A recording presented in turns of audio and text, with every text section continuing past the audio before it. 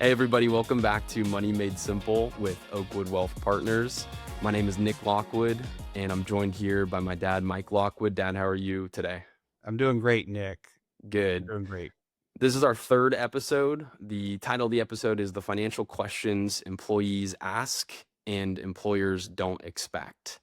So our team, Oakwood Wealth Partners, we spend a lot of time doing financial planning for our clients, but as some of our clients know, part of our practice is to handle retirement plans at some large employers.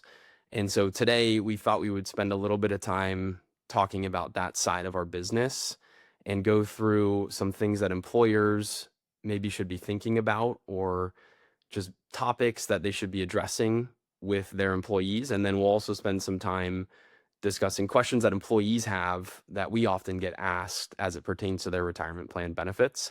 So, Dad, before we really get things kicked off, do you have anything that you'd want to start the show with here? Yeah, that's great, Nick. One of the things that I see a lot from an employer standpoint is they do a great job of offering retirement plans. And 75% of large employers have some type of employer and financial literacy program.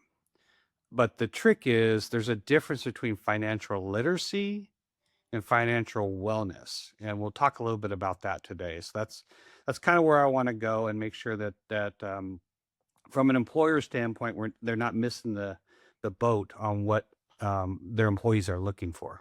So Yeah, that sounds great. So, why don't we then just kick off the conversation here, like we said, with from the employer perspective? I know you have a couple stats that you wanted to go through yeah, just to talk about.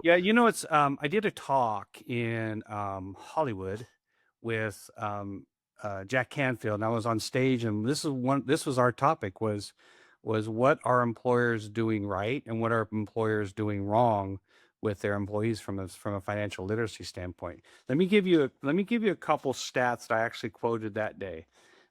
According to the most recent survey by Lending Club, more than 62% of Americans live paycheck to paycheck.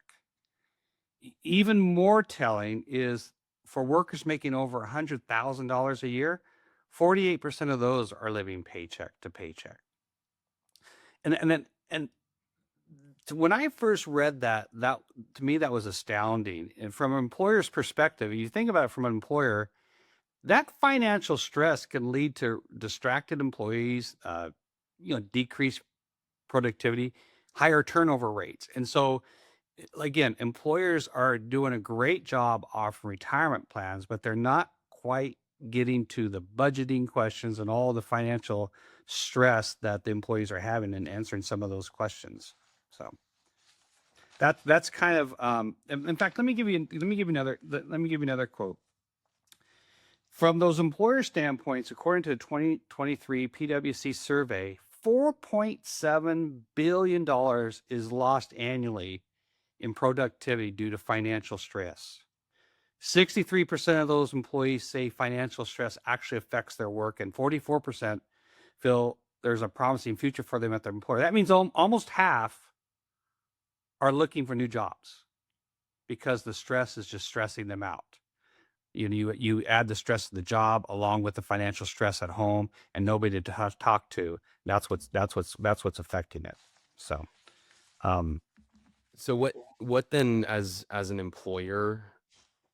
What and maybe let's start with where it is right now. If yeah, what's leading to this stress, do you think? I mean, sure, everybody wants, a larger paycheck and that would solve all our problems. We know that's not the case, but you know, from an employer perspective, what is leading to this stress that their employees are feeling? here's what 38 years of doing this. Here's what I've seen in the employer workforce. Decisions are made a lot of times about retirement plans and literacy from executives that are making decisions for their ranking employees, and they're looking at the lowest cost um, amount that they can deal with. They're watching their budgets, right? They're watching their budgets, and so what's happening is they're coming in with 401ks or 403bs, and the service level is done by an 800 number or somebody that shows up maybe once every quarter. to deal with their employees. Literacy, wellness is done best in a coaching environment where relationships are built. And that's what's not happening right now is relationships aren't being built by these 1-800 numbers. And so when the relationship isn't built, the employees don't feel comfortable sharing more than how much should I save in my retirement plan and which funds should I pick in my retirement plans. That's where we've, as our group has excelled, is building those relationships. So Nick, it's kind of funny, and you know this, but when you start going to employer groups, if you go on a regular basis, some of the employees come up and they start talking to you right out of the gate. They want to know about the retirement plan, but they start asking you other questions, and you'll get into those questions a little bit later. But some see you come in, but they're not quite comfortable sharing their personal information. So they don't. But they see you come back 2 weeks later and they see the consistency, and eventually they start feeling comfortable opening up and sharing some of their concerns and their fears with you. And that's where the real change happens, is where now they've got somebody that's holding them accountable. And that's what's not happening in a lot of financial literacy classes, Nick, right? Right. Yeah. I mean, I guess from the employer perspective, if you're running a big organization, your job, as much as you can, is to reduce costs where you can too. So as playing the devil's advocate, if you're trying to be a good steward of your company, cutting costs is one of the ways to do that. And sure, there's maybe some benefits that you might not be getting by cutting that cost, but maybe just what's your take on that? Because that's a great point, because we should be looking at costs from an employer standpoint. But what I'm seeing is that employers are just accepting the status quo from the retirement plan provider and not looking at the options. We do at the same cost what we're doing in employer plans now that these large retirement plan providers are doing. We do the same job at the same cost, and we do a better job at the same cost. And that's kind of what's happening with the employer groups. They're not exploring what's out there and what they can have done for their employees. So they're just accepting, that's the way it's always been done type of attitude, right? This is how you do it. This is the way it's been done. So. Yeah. Yeah. I think I've mentioned Sarah, my wife, a couple times on this podcast. She works at a big employer in Irvine, California. I won't name the name, but it's a big company. They've got really good benefits. They've got a 401k plan that she participates in. They also have an employee stock purchase plan. And she gets her quarterly statements in the mail, right? It has her name on it. She gives me the envelope in her stack of my mail, I should say, that she puts together for me. And I say, hey, Sarah, what is this statement or this envelope? It's addressed to you. Why'd you put it in my stack? And she said, well, I don't know. This is what you do. You know these questions, or the answers to what these different documents are that are getting sent to me from this company. And so I open it up. It's a quarterly statement. It shows investment returns and how much she's put into it. Shows pre-tax versus Roth contributions, a different mix of funds in there that we had selected. Then her and so employee stock purchase plan statement comes next to that. And so I go through that, and she has no idea what it is. And I'm there to help say, okay, here's what your 401k is. Here's what a pre-tax dollar means. Here's what a Roth dollar means, and in the future, what that means from a tax standpoint. Here's how the ESPP plan works. And it's a good option for you because you're able to buy shares of the company stock at a discounted rate, which, that's always good to do. So I'm there to kind of help her fill the gaps on what it is that she has. But I know that if she were to call, and I won't name the plan provider that they have, she gets mailers from them saying, call us. And if you have questions, we're here to talk. But what's the reality? Is she likely to call this company when she has questions? Probably not, because most people are caught up in their day-to-day and taking care of the kids and going to work and making sure we have groceries and things like that. So to get on the phone and call another 1-800 number to ask what probably is a not super pressing question, but just something that she would want to know. It's not easy, I guess, is what I'm trying to get at, for her to obtain the information that she needs. So I just think from a personal standpoint, that's kind of within our family here, what I've noticed. Our world's a little bit different with our retirement plan set up, but I Yeah, live with somebody who ours are has. different, Nick, in the sense that, I mean, we have two large employer groups, right? And each of these employer groups have over 2,500, 3,500 employees. And they have consultants involved with their decision making from the employer standpoint. And both consultants have told me in our group that what we do is, it can't be duplicated. I mean, they don't see it out there from the big providers. And the consultants have asked us to make sure the fees are comparable to what the big providers are. So these employers have done their homework. They've reached out and figured out how to make this work. And I can give you plenty of testimonials if you want to. But I know other employers, right, that might have 5,500, 6,500 employees, and they have somebody that comes out maybe once a month, if they're lucky, usually quarterly, and they're there for 2 days, and they're scheduling 30-minute meetings. You think about an 8-hour day, 30-minute meetings. You can get 16 meetings in a day. If you do 2 days a month, that's right. That's 32 meetings a month out of 6,500 employees. How do you create relationships? How do you actually get real traction for helping the employees if all you're offering is that and a financial literacy class and webinars and things like that? So it's a challenge, and that's what's happening to these employees, is they're being left behind. Because the decision makers, they probably have personal financial advisors, and they've got themselves taken care of, but they're watching the costs down below, but they're not looking around to see what alternatives are. So Yeah, and when you talk about these meetings that are being had, these maybe 30-minute meetings once a month or once a quarter or whatever it may be, I mean, right off the top, 32 meetings for 6,000 employees is not going to make a huge dent, right? And beyond that, what's the scope of these conversations that are being had too? Because if it's, hey, can you show me where my large cap growth fund within my 401k is, or my S&P 500 fund is within my 401k? How do I allocate my money to that?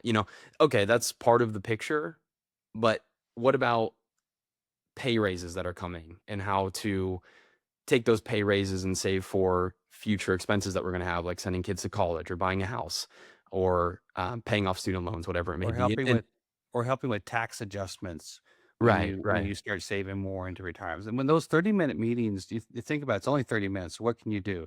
You're gonna maybe check beneficiaries. You're gonna teach them how to get online to enroll and make changes themselves, and do a little bit of education on the funds and how the plan works. That's really all you can do in that 30 minutes. You're not gonna ask them, well, listen, so you've been married once before and your old beneficiary's still on here. Did you know that? All these things where you really have to get in there a little bit deeper. That's Yeah. not happening in these 30-minute meetings. Yeah, But the when more I when think you about go it, I think sorry, Nick, that when you go consistently, that's when the relationships are built, and you can ask those kinds of questions. the 401k maybe consultant is what we would call them, or whoever the company that provides the 401k or 403b, whatever the role is of that person that they send on site to have those meetings. It's a service associate. Yeah. Okay, so a service associate. So they come in to help with that retirement plan, but really that's only one piece of the entire puzzle, right? So I don't know that you can equate financial literacy and having a reduction in financial anxiety with ensuring that your one retirement account has a risk appropriate allocation for you. You know what I'm saying? Like Yeah. Let me, it's Nick, let me give you another quote. This came from an article from Daily Upside, and the title of the article: American employees are confident in retirement, but they're scared of daily finances. So, and let me read the first paragraph. 90% of American workers say they regularly experience financial anxiety, up from 71% in 2022. So American employees are getting more anxious. This is according to Betterment at Work survey. But 7 out of 10 of them, they're somewhat confident they'll be able to retire comfortably, but they all, 90% of them, worry about inflation, credit cards, housing costs, budgeting, insurance, everything other than the retirement plan. And that's what we're seeing out there. Right, Nick? I mean, you sit at the employers right now. I used to, but you're sitting there, you're getting probably several questions like this, right? Yeah, that's probably a good segue here into the next section about from the employee perspective. We can get into that, but just before we do that, are there any last points that you had on from the employer perspective, or are we okay to move on? No, I think we can move on. Okay. I think again, what our strength is, and I think what folks need out there is one-on-one coaching. They need coaching. That's what employees are needing. And again, I can tell you many stories of how that's worked out. So go ahead, Nick. Totally agree. So yeah, let's then jump to the second half of the conversation today. We'll talk about, me as somebody who once a week is at one of our employer groups. I get all sorts of different questions. So I'm meeting with, any possible employee who works at this organization. They're coming in, through the door, and they've got a whole list of different types of questions and things that they're trying to figure out on their own for themselves and for their families.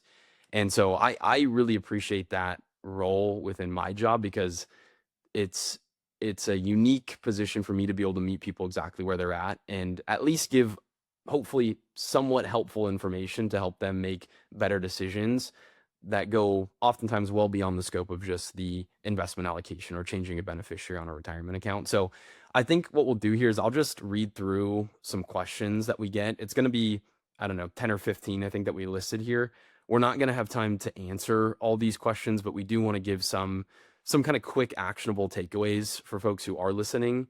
And most of these questions are entire podcast episodes on their own, and some of these we probably will do here at some point. So yeah, and the point is, these are real life questions. I mean, these are questions we get on a daily basis. I mean, Nick, you're not the only one that goes out to the employer groups in my team, but they all take pride in the fact that they're answering what may seem to us to be silly, easy questions, but we're able to answer them and provide a little bit of clarity in these folks as they just come in to the cafeteria or to human resources to see us for a little bit. So yeah.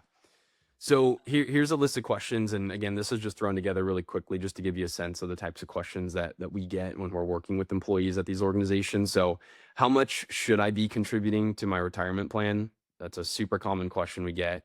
Should I contribute pre-tax or Roth when I am contributing? So another that's a new feature as of the last couple of years.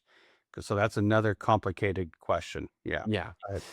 So next question here, how much do I need for retirement? So a nice general question. These three questions are probably the top three that we get asked. And that's a real big question. Trying to buy a house. So should I save for the house, or should I save for college for my kids, or should I save for retirement? So another question that we get. I'm worried about being aggressive. That's a tough one, right? That's a tough one for like you, for instance, right? For a young married couple, what should the priority be? And how do you organize that? Yeah, the way that we've thought about, I mean, we're in that exact position right now. We bought our house, we have a baby, and at some point here, it doesn't seem like anytime soon because it's not, but I will be retiring at some point. And so it's those three goals that we have. We're trying to prioritize, where do our dollars go? I think the way I read that is it's different for everybody. Maybe we're not going to be able to accomplish all three of those, or we will be able to accomplish all three of those goals, but they're just at different, maybe we're not going to buy the $1 million house. We're going to buy the $750,000 house. So we might make concessions, but the way that we've thought about it was, what's our first priority? Again, we're in California, so those home prices are inflated a little. Yeah. So for us, it was, we want to buy a house because we, at that point before we had the house, we didn't have a kid yet, but we knew that we wanted to have a house and then eventually have a kid. And so for us, it was just, we were stacking as much cash as we could just to make that down payment. So that was our first goal. Now, our saving for retirement for us definitely suffered a little bit at that point because that wasn't our priority. I knew that by saving cash for the house, that meant that I was going to have to accelerate my retirement plan savings once we did get that goal of making the down payment on the house. So for everybody, that the answer to that question is going to be very, very different, but it comes down to, I think, if we can figure out what our priorities are first and foremost, and then we can start to allocate dollars once we've done that. Any thoughts that you have on that specific question? We spent some time No, there. and I think you're right. It depends. I mean, we have some folks that college is already taken care of. The grandparents have already taken care of the college, so that's off the hook. But most folks don't have that luxury. Most folks are making pretty tough decisions right now. So, Okay, next question. and again, going back to the quote, 48% of them are living paycheck to paycheck. So how are they making those decisions? Are they, and so it's different decisions, right, Nick? It's am I going to pay for the drugs that I need, to keep me healthy, or am I going to pay rent? So that how do you set a budget around that? So Yeah. Next question. I'm worried about being aggressive with my investments because I hear that the stock market is risky. This is something that I hear all the time, but I do want to retire soon. So what should I do? So that's really common question that maybe if you can answer that one. The question is, I'm worried about being aggressive, and I want to retire soon. yeah, I mean that's a long answer. It's back to our bucket strategy, and we'll cover that in a different kind of area. But people need to understand that retirement saving is long term, right? Yeah. Saving for a house is short term. You shouldn't put your house fund into Tesla stock. Yeah. So So those questions were related kind of specifically to the employer plan type questions. Oftentimes, though, our conversations go beyond the scope of just 403b or 401k. So questions such as, do I need a trust? How do I protect And assets Nick, to for your kids? point, the point is these are still questions you're getting in the employer setting, not in the office as a financial advisor, Right, right? right, right. So do I need a trust? How do I protect assets for my kids when I'm not here anymore? Which accounts should I take withdrawals from? This happens really frequently. I've got 4 or 5 retirement plans. I've got my first ever retirement plan that I had when I was 23 years old, and I just can't get rid of it because that was my first one. But then I've also got my new retirement account that I've done a couple rollovers into. Which one should I start taking withdrawals from, right? That's a big question that we get. Yeah, or I just inherited money. Should I take money from that first, or where should I be drawing from? Sure. So When should I take Social Security? So again, that's another, it really depends. It's going to come down to what income streams do we have? What are our monthly expenses that we need to account for once we don't have a paycheck to if you're meet that truly monthly expense retired or need? not, yeah. Right, right. Which pension option should my spouse take? That's a question that I get pretty frequently too, because I'll work with, one of the spouses who's an employee at the organization, but their spouse might have a private pension or a public pension from their job. And so trying to combine financials together and create a clear picture for retirement, often, that's just another challenge that people face. Another question here, how much life insurance do I really need? So that's a big one. What is the difference between long-term care? And Nikki, the life insurance question goes to play with the employer sponsored life insurance too, right? So a Right, lot of employers are going to have life insurance there and say, is this going to be enough life insurance for me, or do I need more? That's really the question you're getting, right. right?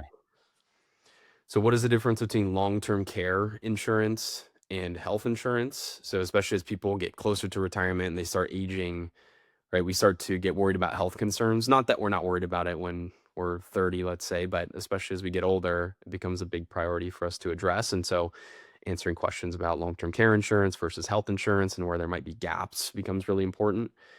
And then just generally speaking, last question that I have listed here is, when can I retire? So why don't you take a stab at that one? When can I retire? When can you retire? Yeah. Well, really, the question should be, I mean, I know folks ask it with when can I retire, but really the question is, when am I financially independent?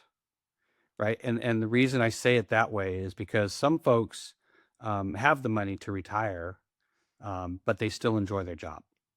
Right. I mean, I would never tell somebody to retire if they enjoy their job. I would say retire if you have the money, but then if you feel like you got another phase of life that you want to kind of keep going for. But when can I retire? It all depends, right? I mean, it depends on where you live now, where you're going to live, what your spending habits are now versus, because what you're spending now, you're not going to change when you retire. You're going to be spending the same amount. And so you start working off what your income is coming to, and we call it income stacking, right, Nick? And we'll get more into this in another podcast. You're gonna stack incomes, and so this income stacking is going to start with the fixed incomes, and that's going to be the pension and the Social Securities, and then taking out what the difference is between your fixed income and possibly rental income, taking out what the fixed income is versus your expenses, and then that difference is what you have to make up. And so if the difference is $2,000 a month, that's $24,000 a year. If I can get 4% on that, that's 600,000 a year that you need just to and I'm just throwing numbers around, but everybody's going to be different. And I use the story of brother and sister, both clients of mine. Their father died, passed away. They both inherited the same amount of money. The sister lives in the desert, way out in California, where the cost of living is much less, right? And her brother lives in LA area, where it's a lot more to live. Well, the sister could retire now with the inheritance based on how much it costs where she's living. The brother had to keep working, so and they inherited the same amount of money. Right. So when can I retire is going to depend on the different, your different needs. Right. And you don't know unless you talk to somebody. You can put in your financial literacy and your financial wellness, calculators and everything else, but that's not going to tell the story, because that's a static growth rate with a static inflation. That's not true life. That's where you need someone like you to help them. So it's a tough question. When can I retire? When can you retire, Nick? I don't know. There's so much that could change between now and 30 years from now. I mean, Social See, I can Security. retire right now, Yeah. right? I've done a great job of saving, and I know what my expenses are, but I enjoy what I do. So why would I retire if I enjoy what I do? Yeah. And Yeah. I'm healthy. Right. So. When you were my age, when did you think that you would retire? Everybody, you know what? The standard answer was 65. Right. And if I was 30 years old and somebody asked me, I'd say 65. And why did we say 65? Because traditionally that was the Social Security age of retirement, or the pensions are all geared around age 65, other than the public pensions like your STRS, your PERS, and your FERS. But most pensions are geared around age 65 retirement. So that was just the age we retire. But as I got older and I started kind of learning more about this, retirement is based on the individual. If I became sick at 55, or if your mom became sick today, I'd retire, right? I'd be done and spend as much time with your mom as I could. But while we're healthy and we enjoy what we're doing, we just keep going. But we work towards that retirement. Nick, we just to answer one more question, I can tell you a story about somebody that we had at one of our employer groups that I would see her all the time, but she never really engaged with me. And then one time we'd visit, and one time I said, "Hey, why don't you retire? I mean, you're making a long drive to work, and it's a long ways. Why don't you just be done?" "Oh, I can't be done." Why do you say that?" "Well, I just don't have the assets." I said, "Well, why don't we just go ahead and look at the numbers and just so you know." And we ran the numbers, we did everything, and we played a lot of what if scenarios, showing her worst case scenarios. And at the end of the day, she had enough to retire.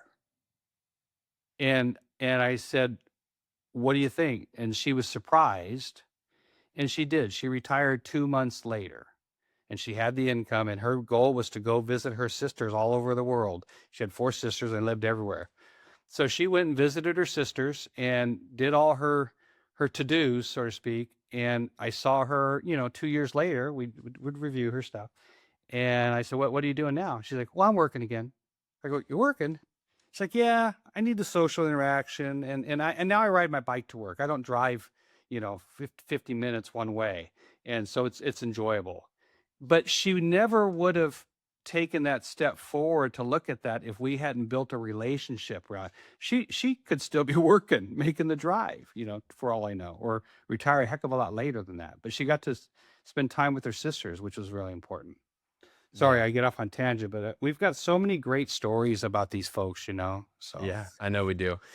So I think to summarize here, I think from the employer perspective, I think employers have a really unique opportunity right now because it seems like more and more companies are becoming mindful, at least, of financial literacy. I think I've only been in the workforce for, let's say, 10 years at this point.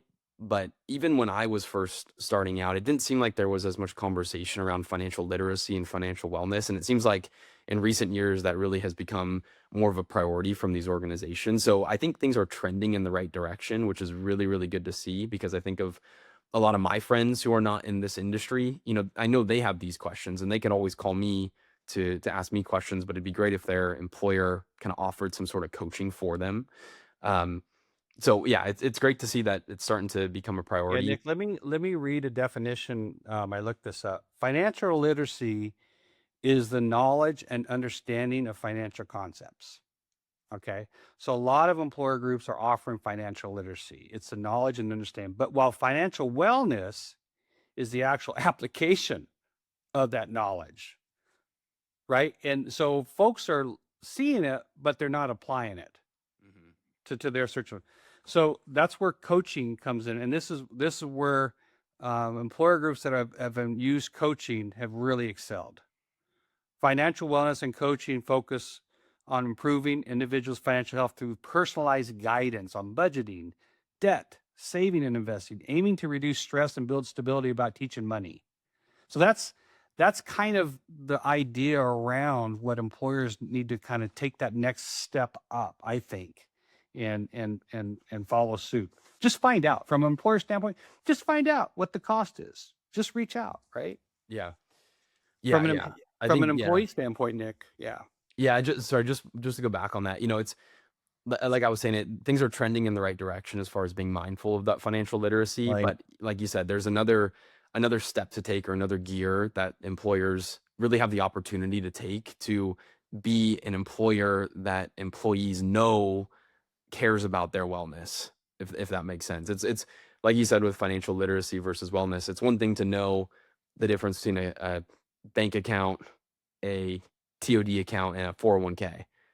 But if we can't apply what those three different things are and how those tools get us to our end goal, then we're we're kind of there, but we're not all the way home as far as what we're trying to accomplish. So that's kind of my last point there. And then from the employee perspective, I would say ask these questions that we went through. If these questions resonate, maybe ask HR, like, who do I have access to here that can help me with these questions, or what resources do I have? You're always welcome to call us if you have questions, but maybe start with your employer and say, I'm trying to figure out how to get my kid to college, and purchase a house. I know I have my retirement account, but is there anyone here that I can talk to? Because I think, hopefully HR then can point you in the right direction. I don't know. Anything you have to add on that one?